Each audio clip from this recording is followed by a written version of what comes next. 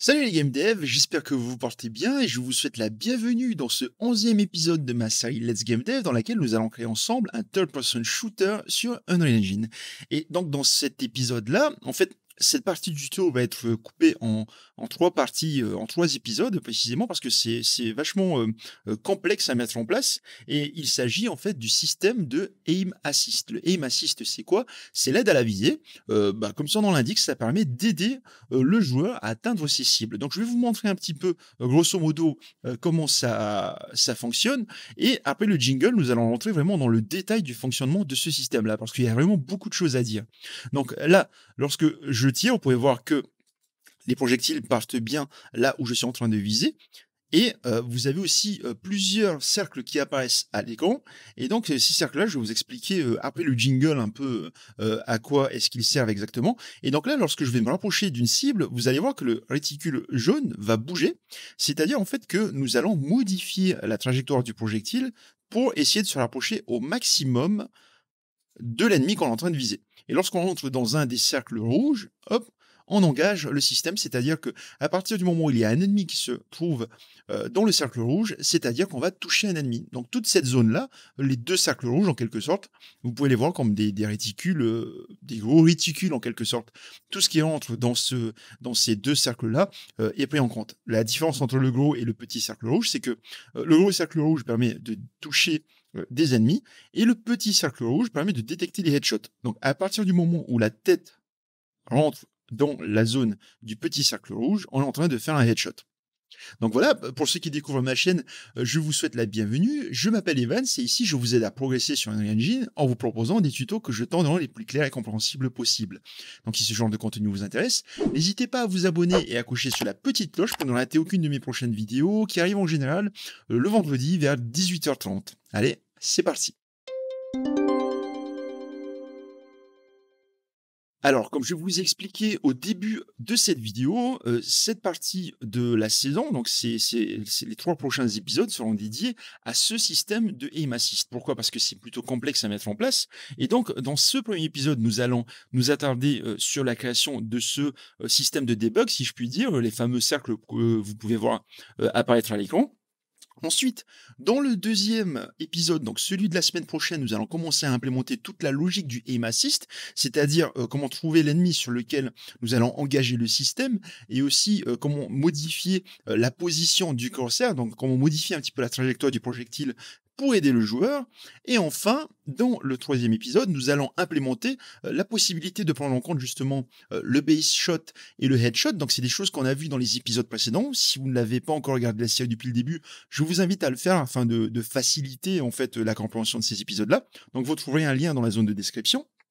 Et donc, en plus de la prise en compte du headshot et du base shot, nous allons ajouter ce qu'on appelle le magnétisme, en fait, qui consiste à ralentir un petit peu le mouvement de la caméra, principalement lorsqu'on joue à la manette pour faciliter encore plus le joueur, la visée du joueur, pardon. Et donc, comment est-ce que j'ai trouvé ce fameux système de aim assist? En fait, je suis tombé sur une vidéo de 343 Industries dans laquelle il parlait un peu du système de aim assist utilisé dans Halo 5.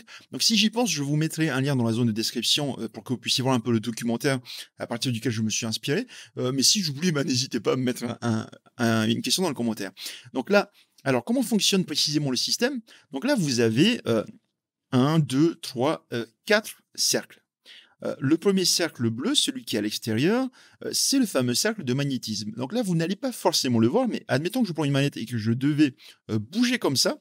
En fait, à partir du moment où un ennemi va entrer dans la zone qui est comprise entre le cercle bleu et le cercle jaune, on va ralentir en fait la vitesse de sa caméra. Donc ça va pas se voir là malheureusement parce que c'est moi qui suis en train de jouer, donc vous n'allez pas forcément voir tout ce qui se passe. Ensuite, la partie jaune, le cercle jaune, la partie qui se trouve entre le cercle jaune et le gros cercle rouge, en fait, il s'agit de la zone que j'appelle en fait une zone de bend. C'est-à-dire qu'à partir du moment où un ennemi va entrer dans cette zone-là, littéralement entrer dans la zone, à l'écran, vous allez voir que dès que je vais entrer sur l'ennemi, vous allez voir apparaître en fait un réticule rose, donc le Sphere Trace Hitlock, et vous allez voir que le réticule jaune va commencer à bouger. Donc c'est seulement à partir de ce moment-là qu'on va commencer à corriger la trajectoire du réticule. Et enfin, le gros cercle rouge, comme j'expliquais, il s'agit, de la zone d'engagement du système en quelque sorte. Donc dès que la croix rose, le réticule rose va rentrer dans la zone rouge, vous allez voir que, bam, automatiquement, on engage le système, on le met sur un ennemi. Et donc, comme j'expliquais aussi au début de l'épisode, le tout petit cercle rouge est en fait la zone de headshot. Donc, à partir du moment où on met la tête dans cette petite zone rouge, bam, cette fois-ci, on prend en compte le fameux headshot. Donc voilà, donc dans cet épisode, on va attaquer la partie pour créer cet outil de debug et ben, on va commencer tout de suite. Alors, donc là, on est de retour dans le projet obtenu à la fin de l'épisode précédent, qui était dédié à la troisième partie du système de tir de Wraith. Et donc là, nous allons commencer par créer un HUD.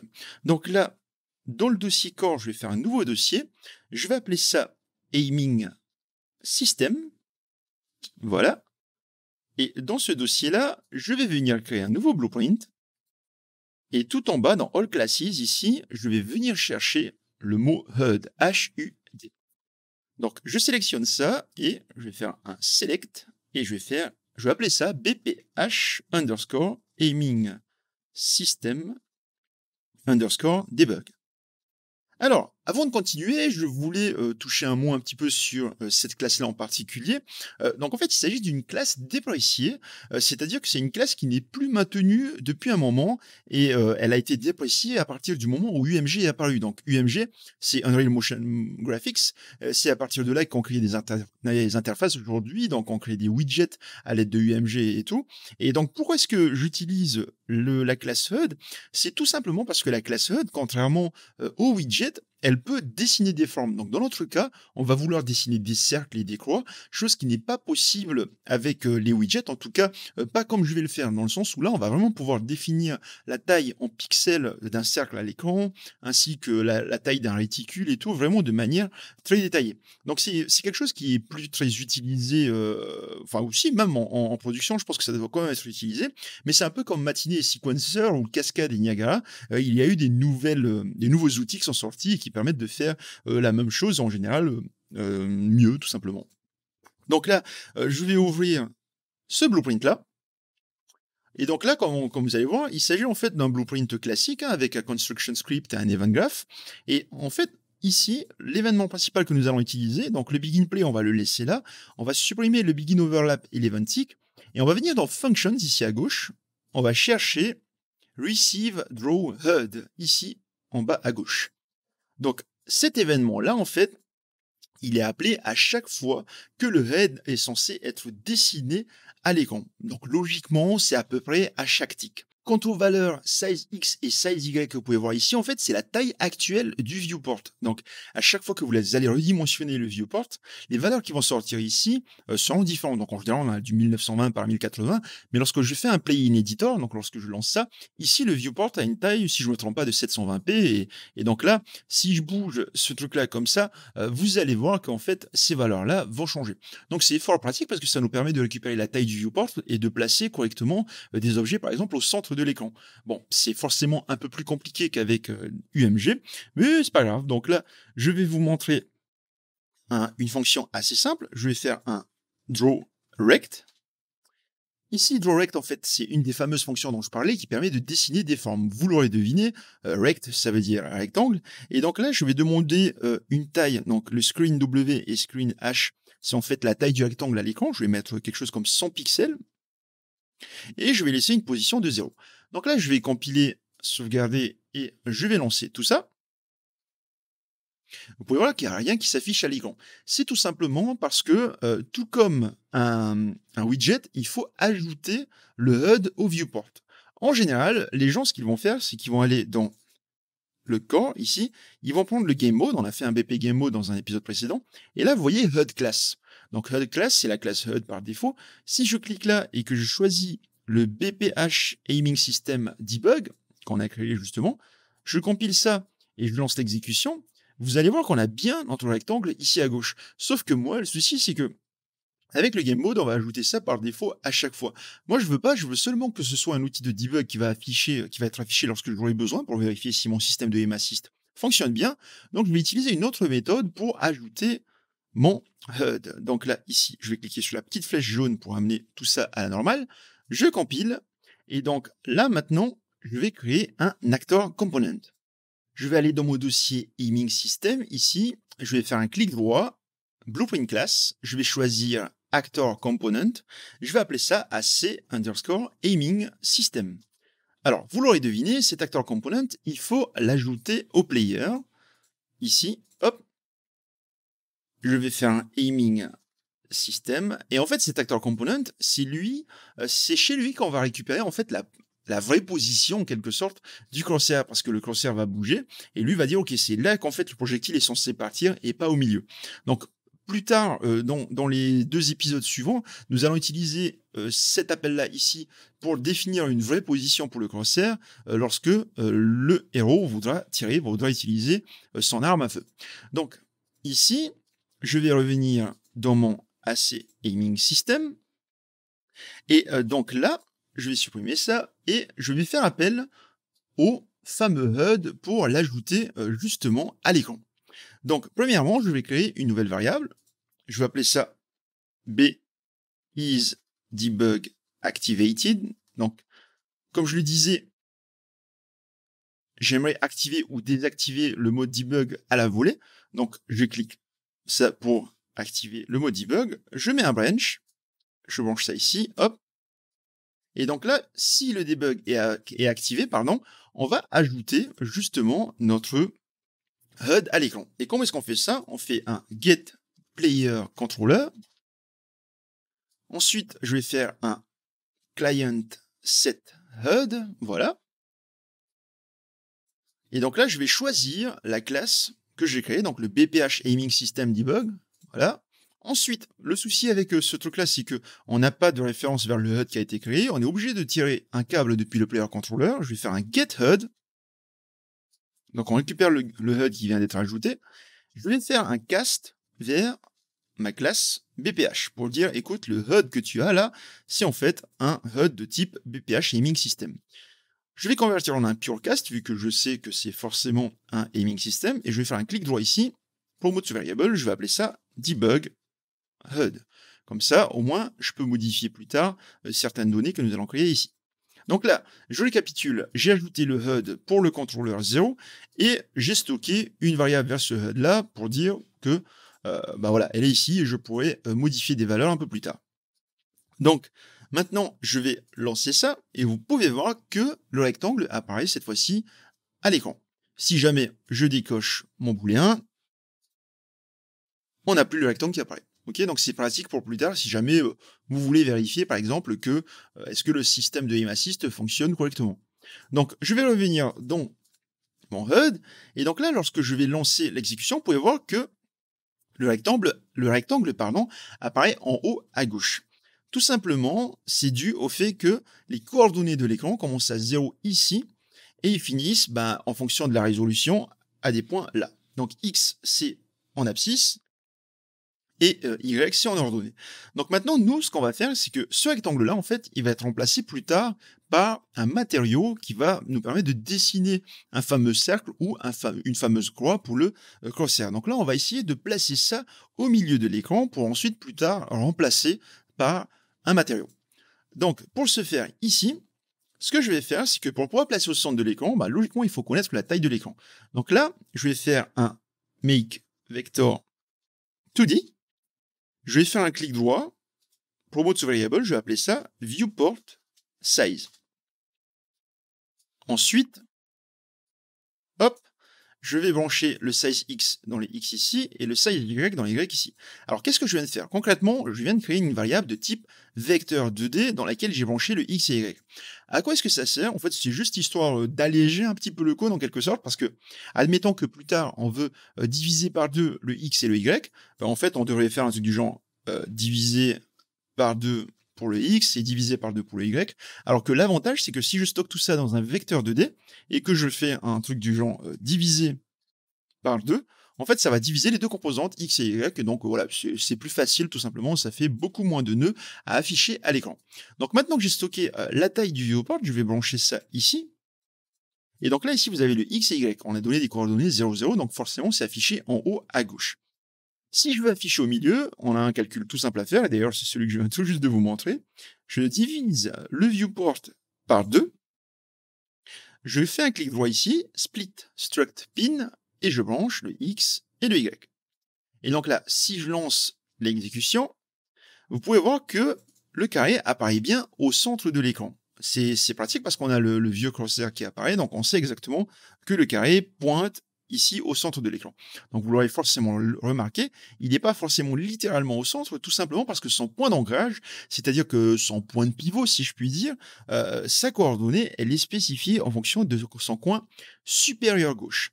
Et donc, pour corriger ça, c'est assez facile en fait. Il faut juste prendre ces coordonnées-là. Donc là, je retire les connexions, je fais un recombine struct pin, et en fait, ce qu'il faut faire, c'est qu'il faut retirer à cette coordonnée-là la moitié de la taille de la texture. Donc si la texture fait 100, on va retirer 50, histoire de décaler de moitié vers la gauche et vers le haut, afin de caler le carré correctement. Donc là, je vais faire un moins. Pareil, ici, si je fais un moins, un minus, on va supprimer aux deux composantes, donc X et Y, la même valeur. Et comme là, on sait que c'est des textures qui vont être affichées comme des carrés, donc là, c'est 100 par 100. Donc si je retire 50, et que je branche ça là, hop, pardon, que je fasse split struct pin, je branche le X et le Y. Donc là, si je compile et que je lance, vous pouvez voir que cette fois-ci, le carré est parfaitement au centre. Donc maintenant, nous allons créer nos fameux matériaux qui vont nous permettre d'afficher des formes bien précises à l'écran. Donc là, on va commencer par dessiner un cercle avec un matériau. Alors, en préparant cet épisode, je n'y avais pas forcément pensé, mais peut-être que vous vous posez la question là tout de suite de pourquoi est-ce qu'on va passer par un matériau pour créer un cercle. Est-ce qu'il n'y aurait pas de méthode draw qui permettrait de dessiner tout simplement un cercle avec les dimensions données? En fait, non, pas du tout, parce que du coup, si je tape draw, vous allez voir que nous avons, hop, il faut bien chercher la classe HUD ici. On a drawLine, drawMaterial, drawRect pour dessiner un rectangle, donc une ligne, un rectangle, du texte, une texture ou une texture simple.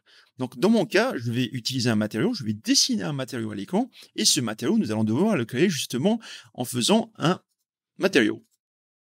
Donc là, je vais faire un clic droit, je vais faire Material, je vais appeler ça M_circle, et en fait, vous allez remarquer qu'il s'agit un petit peu d'une redite d'une ancienne saison, celle de Let's Game Dev dédiée à Zelda Breath of the Wild, dans laquelle on a créé une jauge d'endurance custom. Donc si vous voulez voir un peu cette saison-là, n'hésitez pas à cliquer sur le lien que vous verrez sur ma chaîne, tout simplement. Et donc là, ici, on va quand même apporter quelques modifications. Donc ce matériau-là, il s'agit d'un matériau qui va être affiché à l'écran. Donc ici, dans le Material Domain, plutôt que de choisir Surface, on va choisir User Interface. Donc là, c'est un matériau qui va être affiché à l'écran. Donc on a forcément des paramètres en moins, vu que on n'a pas besoin de calculer la rugosité et tout un tas d'autres paramètres. Ici, on aimerait bien avoir de la transparence. Donc, on a le choix entre Masked, qui va permettre de définir blanc ou noir, est-ce qu'on affiche quelque chose ou pas, et Translucent pour afficher une opacité, pour afficher une sorte de dégradé dans la transparence.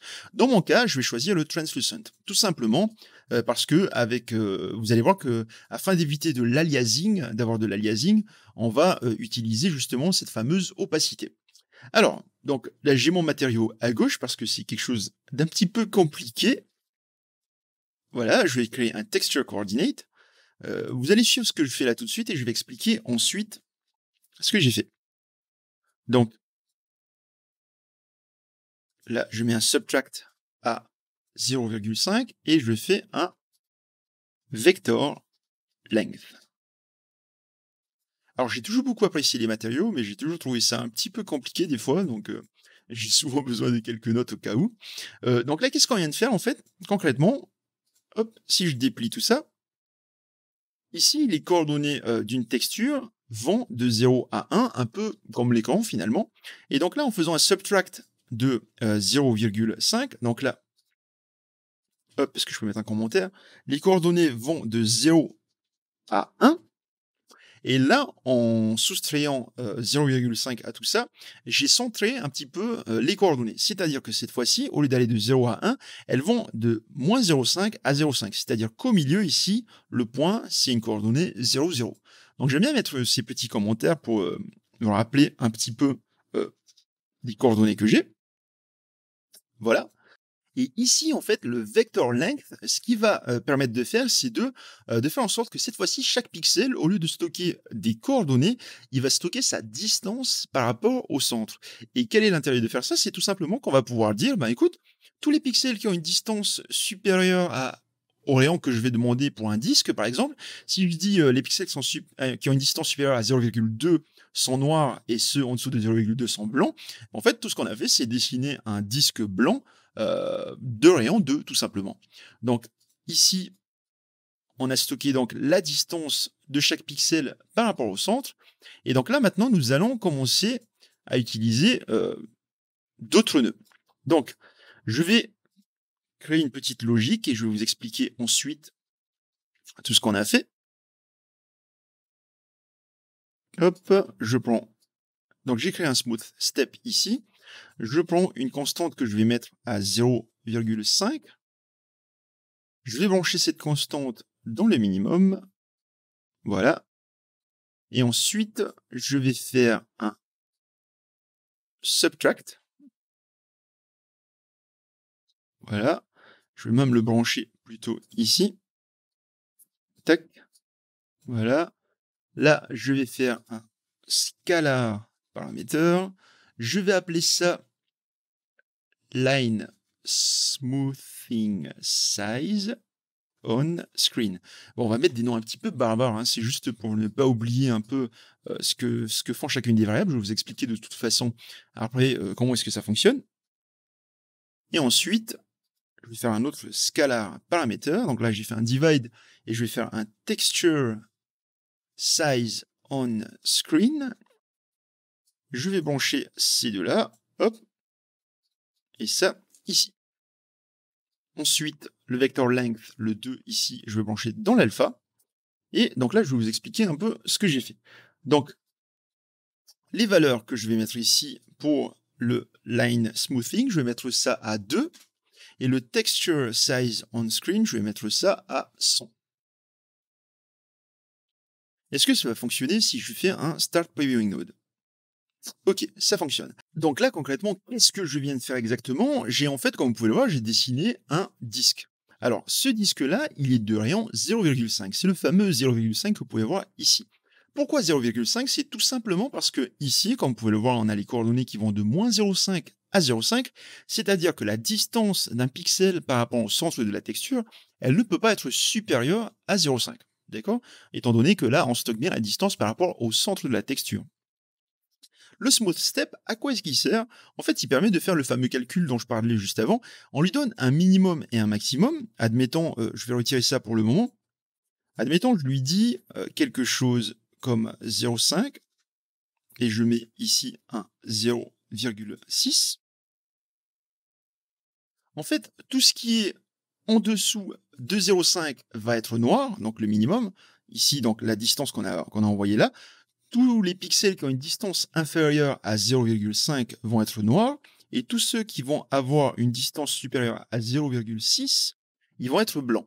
Et en fait, entre les deux valeurs, donc 0,5 et 0,6, tous les pixels qui se trouvent à une distance entre ces deux valeurs-là vont en fait avoir un dégradé qui va aller du noir au blanc. Donc si je mets par exemple ici, admettons, je mets une valeur de 0,5 là, et ici, je mets une valeur de 0,2 par exemple, vous pouvez voir qu'on a un noyau de 0,2 et ensuite jusqu'à 0,5 on a un dégradé.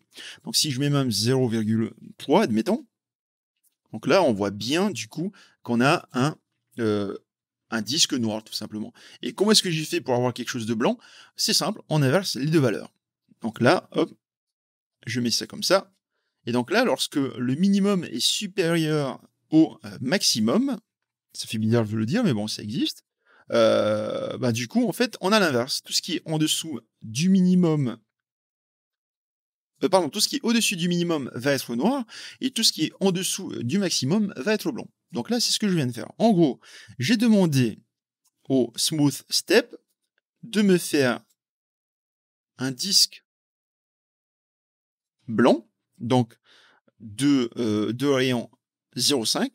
Et en fait, qu'est-ce que j'ai fait avec ce petit calcul-là, en fait?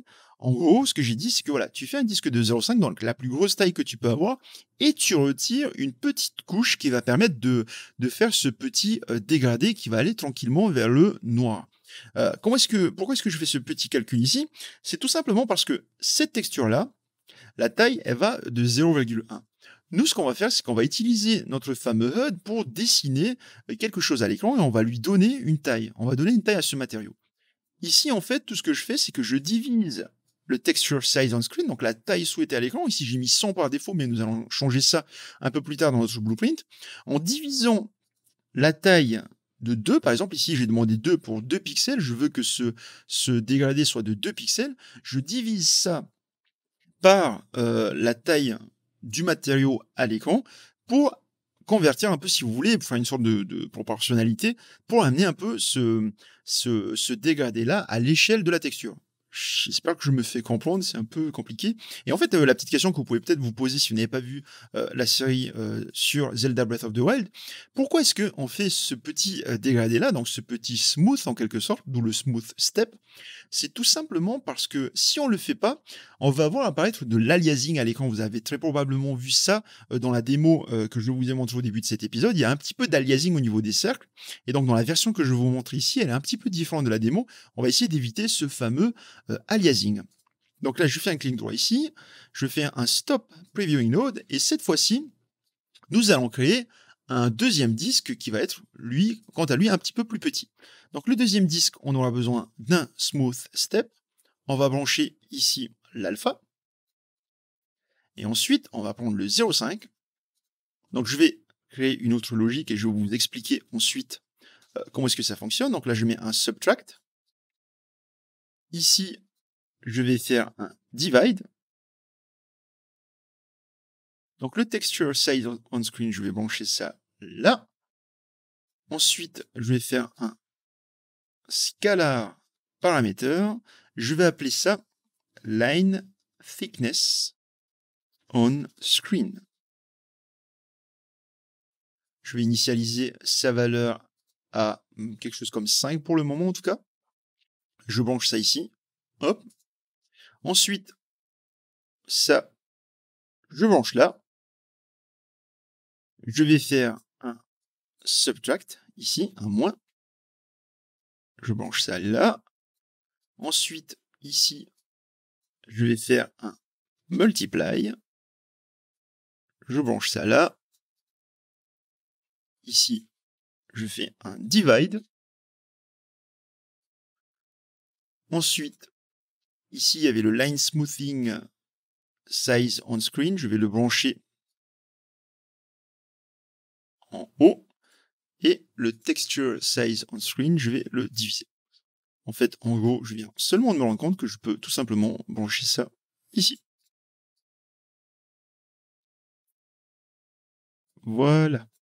Donc, là, concrètement, qu'est-ce que je viens de faire? Donc, je viens de créer le fameux disque qui sera un petit peu plus petit. Donc, je fais un clic droit, Start Previewing Node. Donc là, on a un disque. Ça se voit pas forcément, on ne voit pas forcément la différence entre les deux.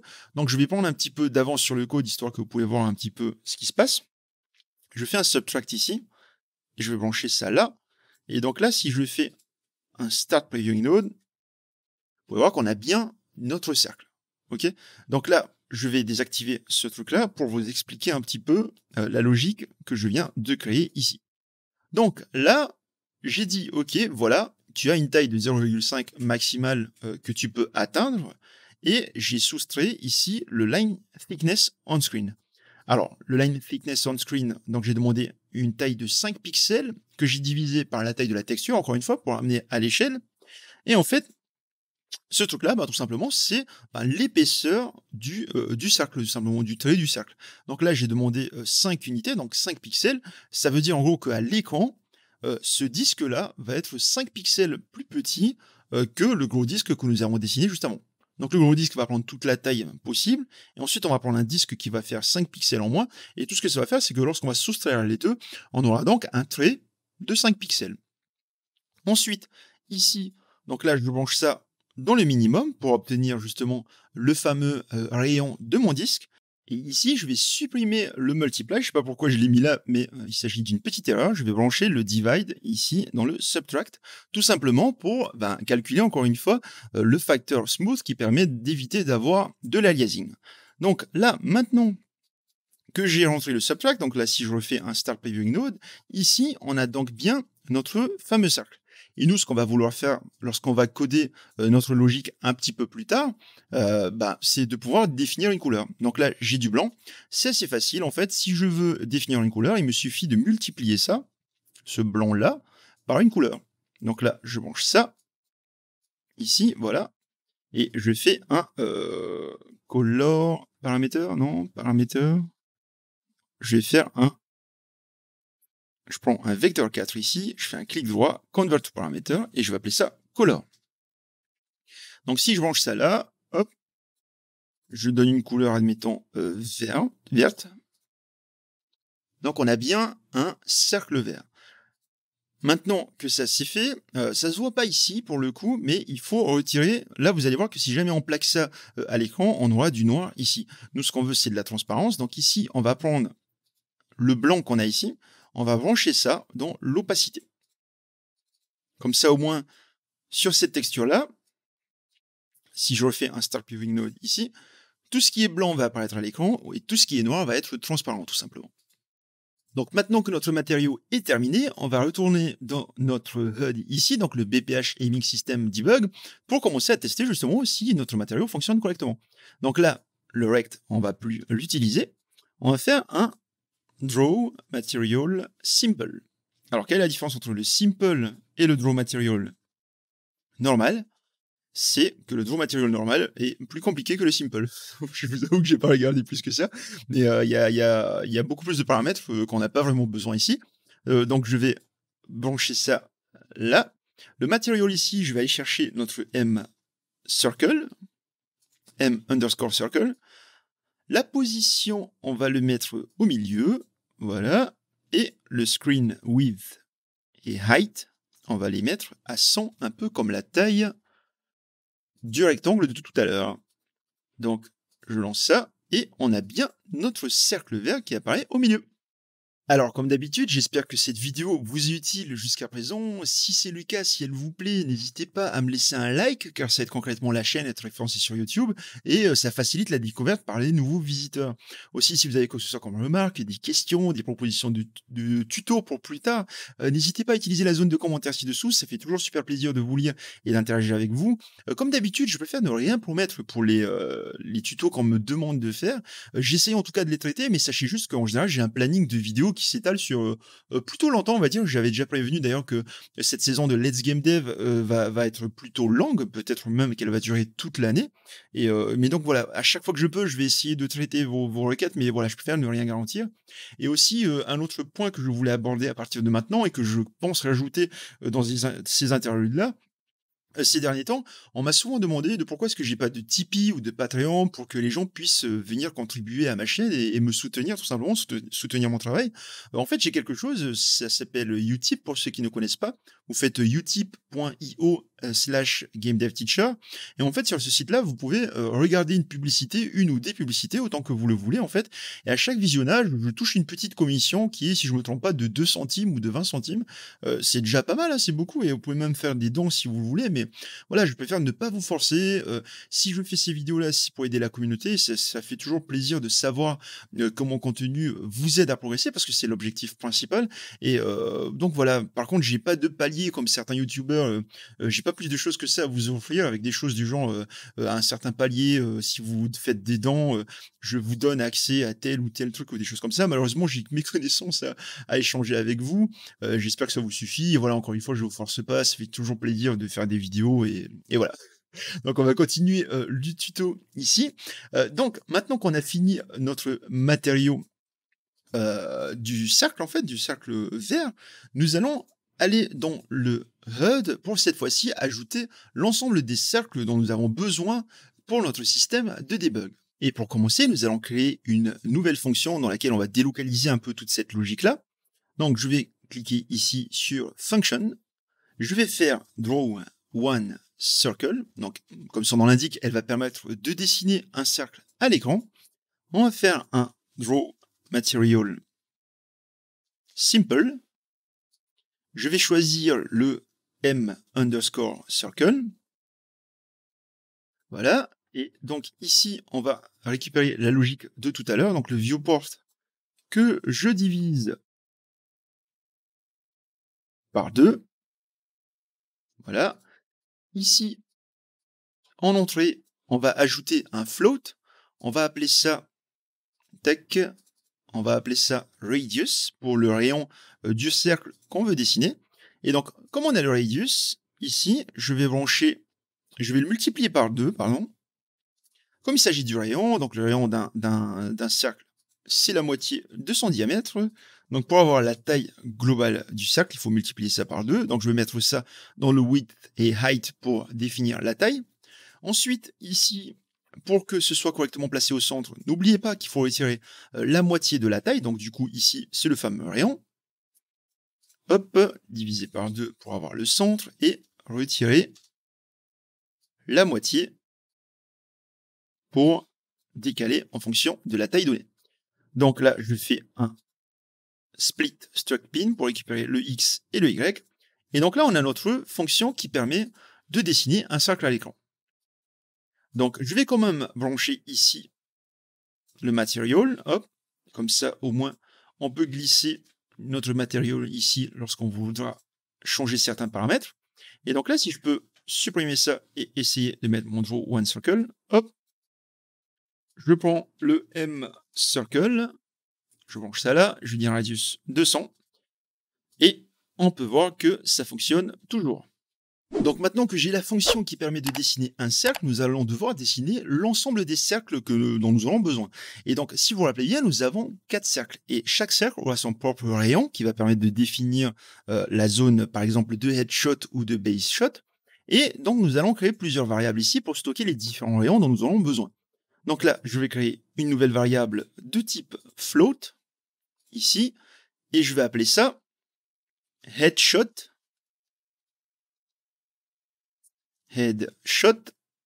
zone radius. Donc, ce float-là, je vais l'initialiser à 30. Pour rappel, c'est le petit cercle rouge qu'il y a au milieu et qui permet de faire des headshots tout simplement. Ensuite, je vais faire un base shot zone radius. Donc là, c'est la fameuse zone dans laquelle notre système est engagé, donc le deuxième cercle rouge. Ensuite, je vais en créer un autre. Je vais appeler ça le bend zone radius. Donc là, c'est le cercle jaune, si je ne me trompe pas. C'est celui, lorsqu'un ennemi entre dedans, on commence à corriger la trajectoire du projectile. Et enfin, je vais appeler ça magnetic zone radius. Et donc ça, c'est la zone magnétique, donc c'est celle qui accroche un petit peu, qui ralentit un petit peu le mouvement de la caméra lorsqu'on utilise une manette. Donc je compile ça, donc le headshot zone, je le laisse à 30, le base shot, je le mets à 80, le bend zone radius, je vais le mettre à 180, donc là c'est juste des nombres que je mets pour le moment, des différents radius, et le magnetic zone, je vais mettre ça à 250. Donc je compile ça, et en fait là, pour rappel, on est dans le HUD, c'est-à-dire que le HUD va juste permettre de débugger, et donc lui, en fait, ce qu'on voudrait, c'est que tout ce qu'il fasse, c'est qu'il affiche en fait les paramètres que nous avons rentrés dans le système aiming, dans le aiming system. Donc là, je vais aller dans l'actor component, et je vais créer ces mêmes variables-là ici. Donc je vais prendre le debug HUD, donc là, je suis dans le begin play, l'endroit où j'ai ajouté le HUD à l'écran, et juste après, je vais faire un set headshot zone radius, ici. Ensuite, je vais faire un set base shot zone radius. Ensuite, je vais faire un set bend zone radius. Donc là, je suis en train de faire en sorte de mettre en place les valeurs qui sont stockées dans le HUD. Et enfin, je fais un set magnetic zone radius. Donc là, je suis dans l'actor component qui va demander de débugger toutes ces valeurs. Et donc ces valeurs-là vont devoir être définies ici. Donc je vais faire un clic droit, promote variable, headshot zone radius. Ensuite, promote variable ici, je vais faire un base shot zone radius. Voilà. Donc, je ne vais pas ranger pour le coup, histoire d'aller un petit peu plus vite. Et bend zone radius. Pas radius, mais radius. Hop, voilà. Je me suis encore trompé. Et magnetic zone, je vais mettre ça. Magnetic zone radius. Alors, c'est pas le radius, mais radius. Donc, je compile ça et je vais remettre un petit peu les mêmes valeurs que j'ai mis tout à l'heure. Hop. Je compile ça. Donc, le headshot, je le mets à une taille de 30 pixels pour son rayon. Le base shot zone radius, je vais mettre ça à 80 pixels pour son rayon. Le bend zone, je vais mettre ça à 180 aussi pour le rayon. Et le magnetic zone, je vais mettre ça à 250. Donc maintenant que j'ai créé ces variables ici, donc à chaque fois que nous allons modifier les valeurs là, elles vont être transférées au debug HUD. Donc là, je compile ça, je sauvegarde, enfin à chaque fois que nous allons relancer notre jeu, si le debug est activé, nous allons récupérer les valeurs ici que nous allons injecter dans le HUD pour afficher justement les cercles correspondants. Donc ici, je suis de retour dans le HUD et cette fois-ci, je vais créer une fonction qui va permettre justement d'initialiser l'ensemble des cercles qui vont être dessinés à l'écran. Donc là, nous avons un material, mais ce qu'on va faire, c'est qu'on va créer plusieurs materials différents, des dynamic materials, dans lesquels nous allons modifier les valeurs des différents paramètres que nous avons mis ici.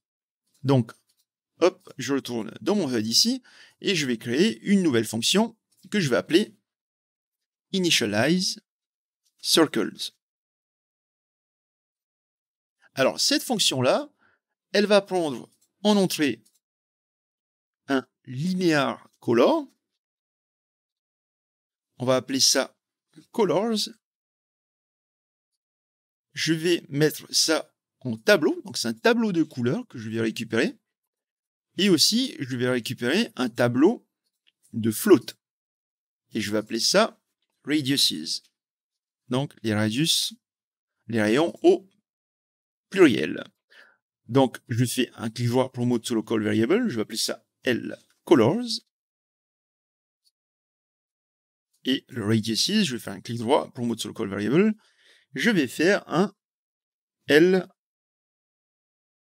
radiuses. Voilà. Donc, comment est-ce que cette fonction va fonctionner? En fait, le initialize circles, elle va prendre un tableau de couleurs et de taille. Je vais faire l'appel ici directement dans le begin play. Je vais mettre un initialize circles, je vais faire ça. Et en fait ici, comment est-ce que ça va fonctionner? C'est assez simple en fait, nous allons créer le fameux tableau de couleurs dont on a besoin. Donc ici, les colors, je vais faire un make array. Et ici, le radius, je vais faire un make array aussi. Et là, en fait, ce qu'on va placer, vous allez voir, hop, je vais ajouter 4 entrées en tout. Je vais mettre le headshot zone d'abord, ensuite le base shot, ensuite le bend zone et enfin le magnetic zone. Donc là, en fait, qu'est-ce que je viens de faire? C'est j'ai créé un tableau qui va contenir l'ensemble des rayons des différents cercles. Ici, le color, il va falloir qu'il ait la même taille, donc le même nombre d'entrées, donc 4. Et en fait, lui, il va servir à définir les différentes couleurs des zones que je veux donner. Donc, je me rappelle plus trop des couleurs que j'ai données, mais il me semble que c'était du rouge ici. Je mets ça à 500, histoire que ce soit un peu plus vif, même si je suis pas sûr que ça change quoi que ce soit. Ici, je vais mettre du jaune. Hop. Je vais mettre le rouge à 1 et le vert à 1. Et ça, je mets à 500 aussi. Ici, je vais mettre du cyan. Donc, le vert à 1 et le bleu à 1. Je mets ça à 500. Et enfin, le dernier, je vais mettre ça à rose ou magenta, je ne sais jamais comment on appelle cette couleur. Voilà, donc du rouge à 500 et du bleu à 500. Donc en fait, qu'est-ce que cette fonction va faire? Vous l'aurez deviné, ici on a deux tableaux, un tableau de couleurs et un tableau des rayons, et donc on va créer différents cercles, donc différentes instances de matériaux qui vont créer un headshot, un cercle de rayons headshot zone radius de couleur rouge, base shot zone radius de couleur jaune, et ainsi de suite. D'accord? Donc là maintenant, on va aller dans notre fonction pour continuer la logique. Et donc, avant de traiter tout ça, je vais d'abord vous montrer comment créer un cercle. Donc, create dynamic material instance. Donc on va créer un material instance de notre matériau circle. Je vais faire un clic droit pour mode sous local variable, je vais appeler ça L material. Ensuite, ici, dans ce L material, nous allons vouloir changer les paramètres que nous avons définis ici. Donc, pour rappel, les différents paramètres qu'on a, c'est le line smoothing size on screen, donc c'est le fameux dégradé qu'il y a aux extrémités du cercle. Le texture size on screen, c'est la taille que nous lui avons donnée à l'écran, donc c'est le fameux radius que nous allons utiliser. Et le line thickness on screen, c'est l'épaisseur du trait. Et on a aussi le color ici. Donc, on va commencer par le color. Donc, le L material ici, je vais lui donner une couleur. Et pour changer le paramètre color ici, c'est assez simple. Donc, je vais fermer ces deux trucs-là ici. Il faut faire un set vector parameter. Donc, on lui dit, écoute, tu as une couleur quelque part. Je vais même mettre ça ici. Tu as un paramètre de type vecteur qui s'appelle color. Il faut donner exactement le même nom. C'est un peu comme les bones. Ici, si jamais c'est C majuscule O-L-O-R, ben ici on doit écrire exactement la même chose. Faites attention à ne pas mettre d'espace, ça peut créer des erreurs des fois. Et donc là, ici, on va donner une couleur. Ensuite, on va changer le paramètre. Hop, L material, je vais faire cette fois-ci un set scalar parameter parce qu'en fait, on va changer le paramètre qui s'appelle ici le texture size on screen. Donc, je vais copier carrément le texte ici que je vais coller là. Ensuite, on va changer un autre paramètre encore. Cette fois-ci, c'est le line thickness on screen. Tac. Donc là, vous pouvez voir scalar parameter. C'est pour ça, du coup, que j'appelle ici le scalar parameter. Donc là, je donne le nom line thickness on screen. Et enfin, le dernier scalar parameter, c'est le line smoothing size on screen. Donc maintenant, comment est-ce qu'on va gérer ces différentes valeurs? Donc là, j'ai créé, pour rappel, une instance du matériau avec les différents paramètres ici, et il ne nous reste plus qu'à peupler tout ça. Donc les couleurs, on les a stockées dans un tableau LColors. Donc ce qu'on va faire ici, c'est que je vais prendre un LColors, je vais faire un for each loop, et en fait on va parcourir ce tableau de couleurs, et pour chacune de ces couleurs, on va créer une nouvelle instance du matériau. Logique. On a plusieurs couleurs, donc on va créer plusieurs disques. Ensuite, le array element ici, c'est la fameuse couleur lorsqu'on rentre une première fois dans la boucle, et ainsi de suite. À chaque itération de la boucle, on va récupérer une nouvelle couleur là, qu'on va brancher ici. Donc là, on a défini déjà la couleur du cercle. Ensuite, on a le texture size on screen, on a le radius ici, donc le tableau des rayons. On va faire un get pour récupérer le rayon qui est au même index que la couleur actuelle. Et pour récupérer le rayon qui est au même index que la couleur actuelle, on prend le array index ici. Comme ça, au moins, on a l'index de la couleur actuelle qui est stocké là, et on va brancher ça là. Attention, ici, en fait, il y a déjà un petit souci, c'est que on vient de brancher un rayon dans la taille de la texture. Et rappelez-vous, le rayon, il faut le multiplier par 2 si on veut avoir la taille réelle de la texture. Donc, je multiplie ça par 2, et donc là, on a la bonne valeur. En ce qui concerne le reste, le thickness on screen et le smoothing size on screen, donc l'épaisseur du trait, nous ce qu'on va faire, c'est qu'on va mettre la même épaisseur pour tous les pixels. Donc ça va être pour tous les cercles, pardon, ça va être la même épaisseur pour tous les cercles. Et n'oubliez pas, ici justement, on avait notre fameux texture size on screen qui nous permettait justement de définir, de ramener proportionnellement le nombre de pixels demandés à la texture. Donc en fait, on est sûr que peu importe la taille du cercle, le trait aura toujours la même taille. Donc là, le line thickness, j'ai mis ça à 4. Je trouve que c'est plutôt potable. Je vais faire un clic droit. Promote to variable, pas local variable, mais variable. Et je vais appeler cette variable circles line thickness. Voilà, hop. Je fais une petite faute de frappe, c'est circles line thickness.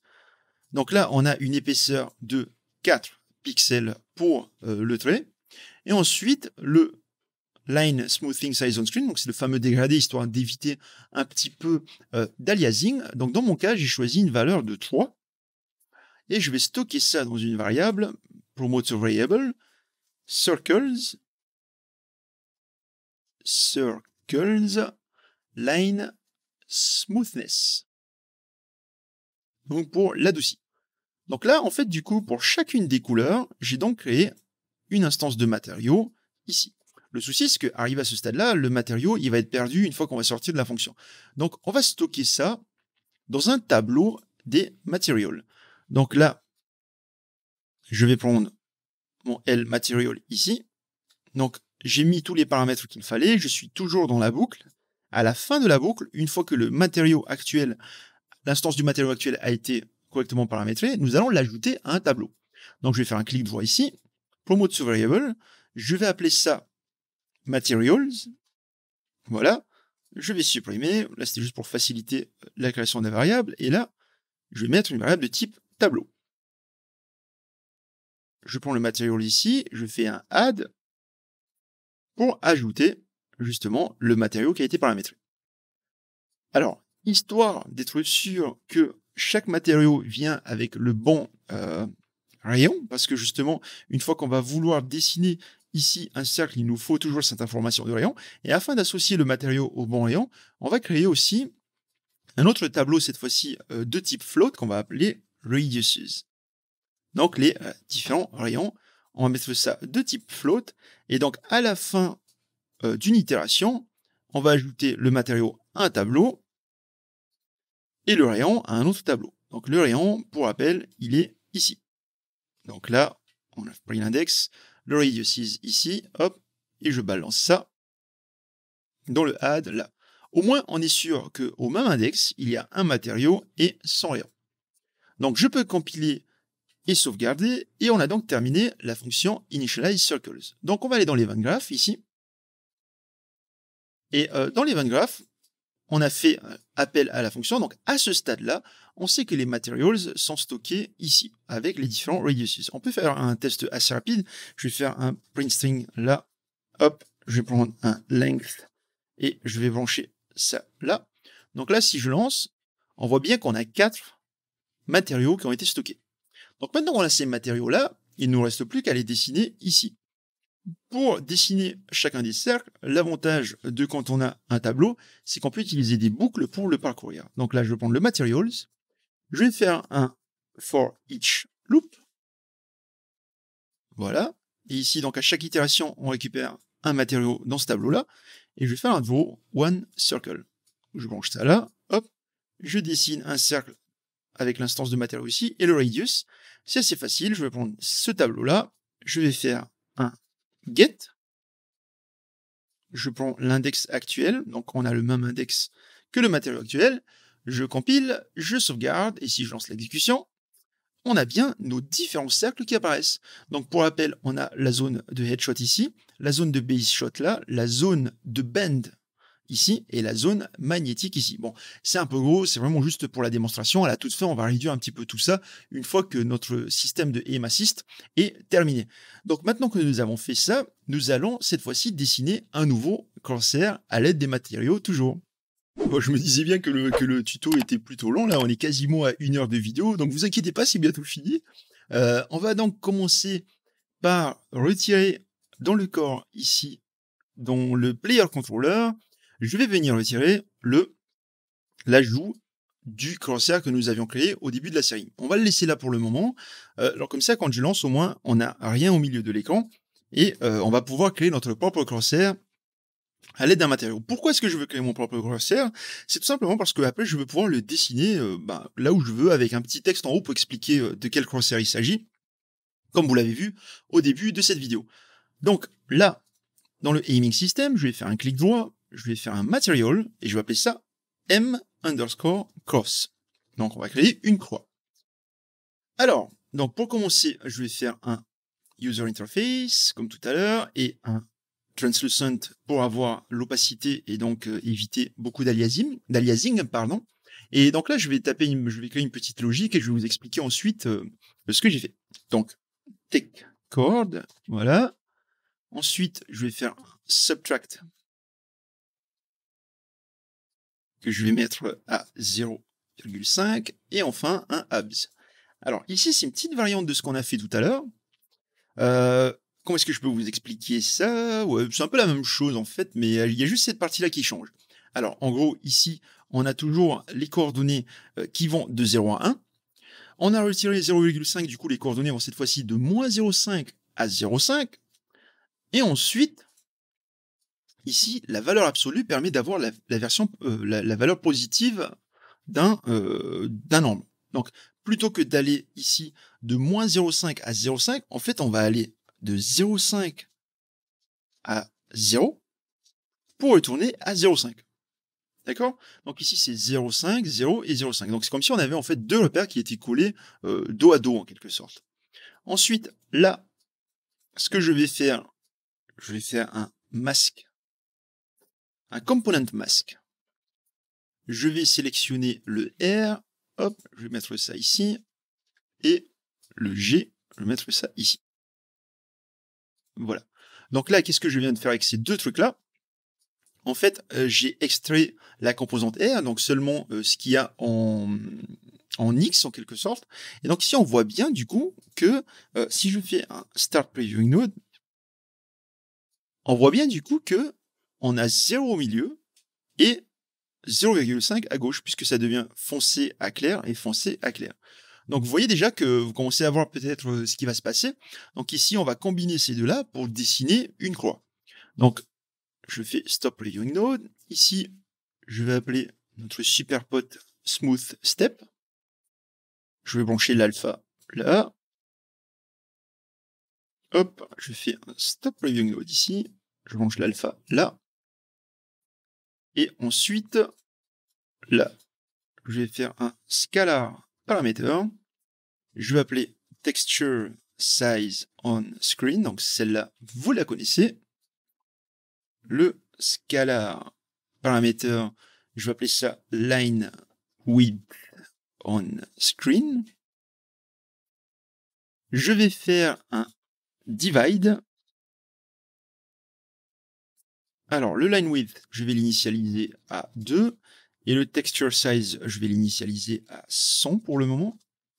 Et je vais venir brancher le résultat de ce calcul-là dans le max ici, le max là. Et je vais ajouter ça aussi à un add. Tac, je branche ça là et là. Hop. Ensuite, je vais aller chercher un autre scalar parameter. Je vais appeler ça line smoothing size on screen. Comme d'hab, des noms super barbares. Et texture size on screen, je vais le dupliquer. Et je vais initialiser ça à 2. Hop. Et je vais diviser. Donc pareil, ce calcul-là, vous le connaissez, il permet de ramener tout ça à l'échelle de la texture. Donc je branche ça là. Et donc qu'est-ce que je viens de faire? Alors ici, on a l'épaisseur du trait. Donc admettons qu'on a un trait de 2 ici. Donc là, on a 2. Et ici, on a ajouté un smoothing. Donc ce que ça veut dire, c'est que du coup, si je fais un Start Previewing Node ici, vous pouvez voir que, étant donné que le minimum est supérieur au maximum, vu qu'on a ajouté à cette valeur-là une valeur supplémentaire, donc forcément le minimum devient supérieur au maximum. Et donc là, en fait, ce qu'on a fait, c'est qu'on a fait un simple trait avec le smoothing. Donc on a fait un trait d'une longueur de 2, enfin d'une épaisseur de 2 par contre, à laquelle on a ajouté encore 2 unités pour faire ce fameux, ce fameux smoothing, donc ce fameux lissage, on va dire. Donc on a fait un trait vertical et un trait horizontal. Et donc là, maintenant qu'on a ça, il ne nous reste plus qu'à combiner les deux. Donc on va additionner ces deux nœuds-là. Et là, vous pouvez voir que nous avons notre jolie croix ici. Et donc maintenant on a notre croix, on va brancher comme tout à l'heure cette partie-là dans l'opacité parce que c'est la croix qui est blanche. Et on va multiplier le résultat de ce blanc-là par une couleur. Convert to parameter, je vais appeler ça color, et je vais brancher ça ici. Donc je donne une couleur verte par défaut, comme tout à l'heure, voilà. Donc, je récapitule. Ici, on a centré les coordonnées qu'on a ramenées de 0,5 à 0, puis 0,5. On a pris la composante X et la composante Y pour en extraire un dégradé horizontal et un dégradé vertical. Et on a utilisé le smooth step pour faire en sorte que toutes les valeurs qui dépassent un certain seuil sur ce dégradé-là, donc par exemple au-delà de, admettons, 0,2 niveau de blanc, de gris ou des choses comme ça, on va mettre noir et en dessous, on va mettre blanc. Donc là, on a l'épaisseur du trait, on a la taille de la texture à l'écran, on a le smoothing, donc le lissage, et la taille de la texture à l'écran. Je vais assez vite, parce que c'est des choses qu'on a déjà vues juste avant. Je pense qu'en lisant un peu, de manière un peu plus détaillée, vous allez comprendre assez facilement. Et donc maintenant, je vais retourner dans le HUD. Et ici, on a le Draw One Circle. Et donc, une fois que tous les cercles ont fini de dessiner, on va dessiner une croix. Et comme nous allons utiliser ce réticule-là pour plusieurs autres exemples, donc pour plusieurs réticules, on va dire, donc je vais en créer une fonction, comme ça va faciliter l'utilisation. Donc là, ici, je vais ajouter une nouvelle fonction, je vais faire un Draw One Cross. Dessine-moi une croix. Alors, le One Cross, il aura besoin en entrée d'un vecteur 2D. Donc celui-là, ça ne va pas être un tableau, ça va juste être une valeur. Je vais appeler ça Screen Location. Ensuite, on va ajouter aussi un string. Pourquoi? Parce que, je ne sais pas si vous avez fait attention au tout début de la vidéo, il y a un petit texte qui apparaît au-dessus de chaque crosshair. Donc là, on va appeler ce string-là texte. Ensuite, on va ajouter une linear color. Donc pour définir justement la couleur du crosshair qu'on veut dessiner à l'écran. Et enfin, on va mettre un size pour déterminer la taille du crosshair à l'écran. Donc, le screen location, je vais faire un clic droit pour mode local variable, L screen location. Ensuite, le color, le texte, je vais faire L text, voilà. Yop, je mets le E en moins. Le color, je vais faire un L color. Tac, et le size, un L size. Donc maintenant que j'ai tout ça, avant de dessiner notre crosshair, je vais faire un draw text. On va dessiner du texte à l'écran. Donc c'est la fameuse légende qui va apparaître au-dessus de chaque crosshair. Donc je mets le texte ici. La couleur, il va avoir la même couleur que le crosshair, comme ça au moins ça va faciliter l'identification. On saura que tel texte est associé à tel crosshair. Et enfin, le L screen location. Tac. Je vais retirer float, split, struct pin, hop, je branche ça là et là, et je vais retirer le size afin de centrer un petit peu, enfin d'essayer comment dire ça, de centrer un peu le texte par rapport au réticule. Ouh, je commence à perdre ma voix. Donc je vais faire un create dynamic material instance. Cette fois-ci, je vais prendre le m underscore cross. Voilà, plutôt que le circle. Je vais faire un clic droit L material. Et donc là, maintenant, nous allons paramétrer les différents paramètres que nous avons dans notre matériau cross. Donc pour rappel, on a 1, 2 et 3. On a 3 scalars et une couleur. Donc on va commencer par la couleur. Hop, ici, set vector parameter value. Donc c'est le paramètre color. Voilà. Je vais lui mettre le L color en question. Ensuite, je vais prendre cette scalar parameter value. Je vais en faire 3 parce que j'ai 3 scalaires dans mon matériau. Hop.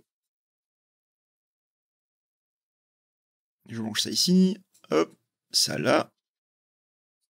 et celle-là. Alors pourquoi est-ce que je ne l'initialise pas dans le Begin Play? C'est tout simplement parce que, j'ai, le nombre de crosshairs qui va être affiché à l'écran va faire que de varier, donc on va devoir créer à la volée, les matériaux qu'on veut.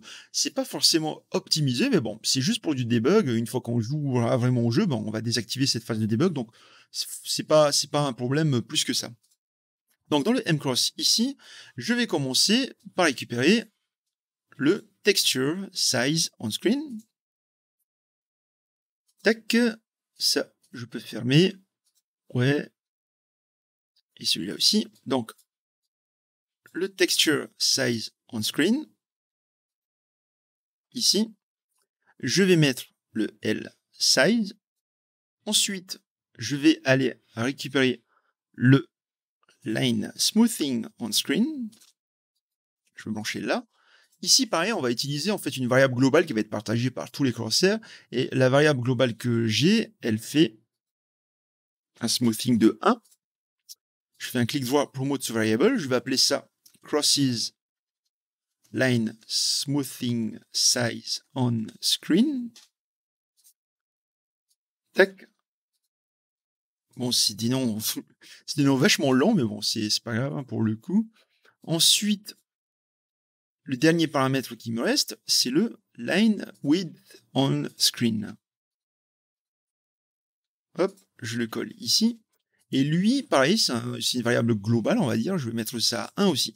Donc, on aura des crosshairs qui auront un trait de 1 et un smoothing de 1. Crosses line width on screen.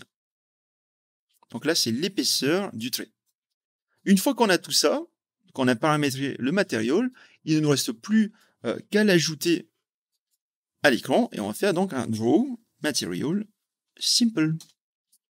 Donc je branche ça là, hop, je prends le L material, je le mets là. Le screen X et Y, ça va être le screen location ici, auquel on va retirer. Tac. Je fais un split struct pin. Voilà. Auquel on va retirer la moitié de la texture. Donc le L size divisé par 2. Voilà, ici.